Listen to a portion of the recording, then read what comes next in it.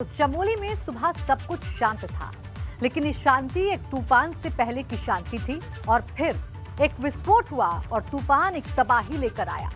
ये तबाही कैसे शुरू हुई, कब क्या हुआ और कैसे सैलाब सबको अपने साथ बहा ले गया, इस रिपोर्ट में ये भी सूचना मिली है कि चमोली में कुछ ग्लेशियर फटे हैं, जिससे गंगा जी में काफी मात्रा में जल स्तर बढ़ सकता है। बच करे क्योंकि यहाँ पे भयंकर जो है तपोवन से ऊपर से पूरा नदी फट गई है, पूरा कोई तार फटा है ऊपर से, जो भयंकर तरीके से इस समय स्थिति बहुत खराब हो रही है। इस पर ध्यान दें सभी लोग। इस समय जो यहाँ पे है पूरा भयंकर तरह से तबाही मच रही है, इसलिए ये देखिए ये नदी जो है धौली गंगा ने यहाँ पे बहुत भयंकर तबाही मचानी शुरू कर दी है। जो धौली गंगा ऋषि गंगा पे जो डैम है इस समय उसके ऊपर साथ में भयंकर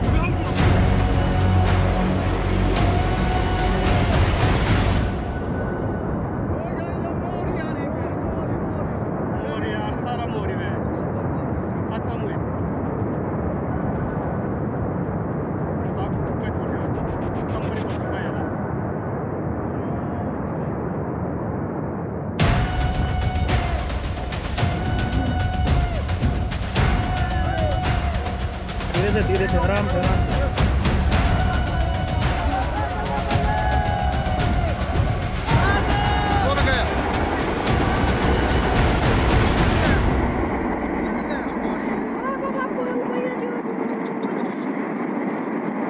समय बहुत खतरनाक, यहाँ से ऊपर से कोई तार टूटा हुआ है जो इस समय जोशीमठ में ग्लेशियर टूटने के बाद मची तबाही ने एक बार फिर कुदरत का रौद्र रूप दिखाया है।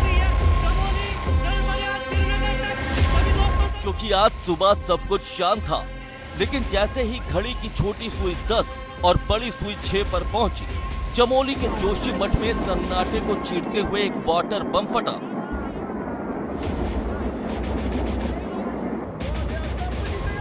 तबाही का ये सैलाब कैसे कैसे शुरू हुआ और कैसे आगे बढ़ा, आइए आपको बताते हैं।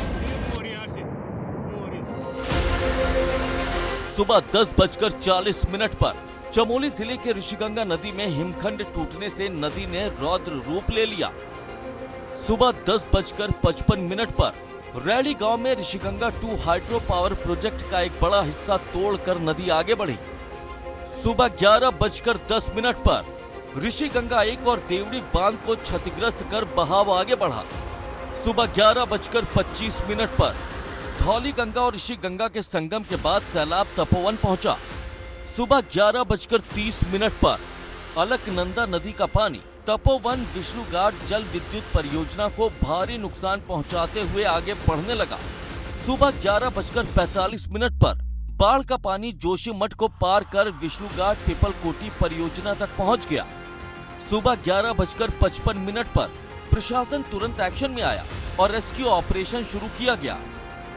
दोपहर 12:12 पर सैलाब चमोली को पार कर नंदप्रयाग तक पहुंच गया। दोपहर 1 बजे चमोली जिले में कर्णप्रयाग पार करने के बाद पानी के बहाव में कुछ कमी आई। दोपहर 1:20 पर रुद्रप्रयाग को पार कर बाढ़ का पानी श्रीनगर के करीब पहुंच गया। दोपहर 2 बजे ऋषिकेश और हरिद्वार में अलर्ट जारी किया गया।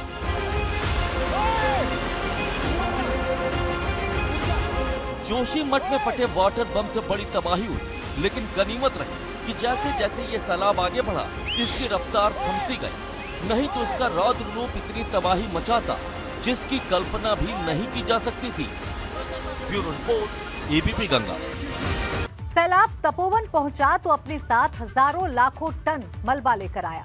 जिससे पूरा तपोवन टनल मलबे की जद में आ गया। जहां टनल में काम करने वाले कई मजदूर दब गए, लेकिन जैसे ही मजदूरों के दबे होने की खबर भारतीय सेना को मिली, वो तुरंत मौके पर पहुंचकर रेस्क्यू करने में जुट गई और फिर वो मौत को हराने वाली तस्वीर सामने आई।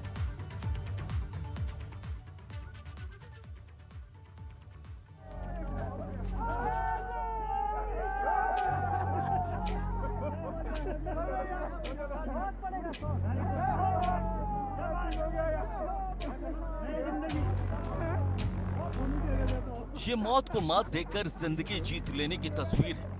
ये मुश्किल वक्त में हौसले और विश्वास की तस्वीर है, क्योंकि जब जोशीमठ में सैलाब आया तो अपने साथ भयंकर तबाही लाया। उसके रास्ते में जो आया उसे अपने साथ वो बहा ले गया। क्या डैम, क्या मकान, सब जमींदोज कर दिया।